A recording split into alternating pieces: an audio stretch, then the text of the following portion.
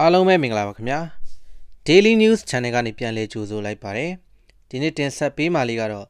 တရုတ်ဆောင်မင်းရစာနဲ့ဇနီးကိုဖမ်းမိပြီဆိုတဲ့အကြောင်းကိုတင်ဆက်ပေးကြပါမယ်အိမ်ကူမိန်းကလေးအားအဓမ္မပြုကျင့်မှုညှဉ်းပန်းနှိပ်စက်မှုများဖြင့်အမှုဖွင့်တိုင်ကြားခံထားရတဲ့ဗီဒီယိုတရုတ်ဆောင်မင်းရစာနဲ့၎င်းရဲ့ဇနီးဖြစ်သူကို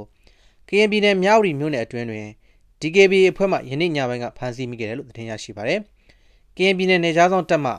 ဗိုလ်မှူးနိုင်မောင်စောက DKB ကဖမ်းမိတာပါ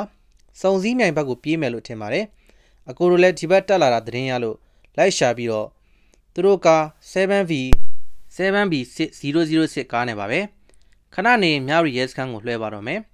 ဖမ်းမိမှုနဲ့ပတ်သက်ပြီး DKB ဘက်မှအချို့သူများနဲ့မြဝတီမြို့နယ်ရဲမှုတို့ကလည်းအတည်ပြုပြောကြားထားခြင်းဖြစ်ကြောင်းလည်းဗိုလ်မှူးနိုင်မောင်စောကပြောပါတယ်ရန်ကုန်ရွှေပေါက်ကံရဲစခန်းကမူထိုသတင်းအချက်အလက်များမရရှိသေးကြောင်းပြောပါတယ်တရုတ်ဆောင်မင်းရစာဟာ၎င်းရဲ့နေမှအိမ်ကူနှင့်ဖောက်ပြန်နေသည်ဟုဆိုကာမင်းရစာ၏ဇနီးဆိုသူကဖုံးဆက်မေးထားသည့်အတန်ဖိုင်များဟန်ငင်းဦးဆိုသည့် Facebook အကောင့်မှတစ်ဆင့်စတင်ပြန့်နှံ့လာပြီးနောက်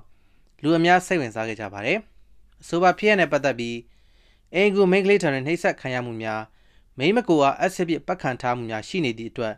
မြောက်ကလာပဆေးရုံကြီးတွင်ကုသမှုခံယူနေရပြီးမိန်းကလေးရဲ့မိဘများကမြောက်ကလာပမြို့နယ်ရွှေပေါက်ကံမြို့တစ်ရဲစခန်းနဲ့တာမွေရဲစခန်းတို့တွင်မဒိမှုနာကျင်စေမှုတို့ဖြင့်မင်းရစာနှင့်ဇနီးဖြစ်သူအပြင်၎င်း၏ရောက်ခမဖြစ်သူတို့ကိုအမှုဖွင့်လှစ်ထားရှိတယ်လို့သိရပါတယ်အားလုံးပဲကျေးဇူးတင်ပါတယ်ခင်ဗျာ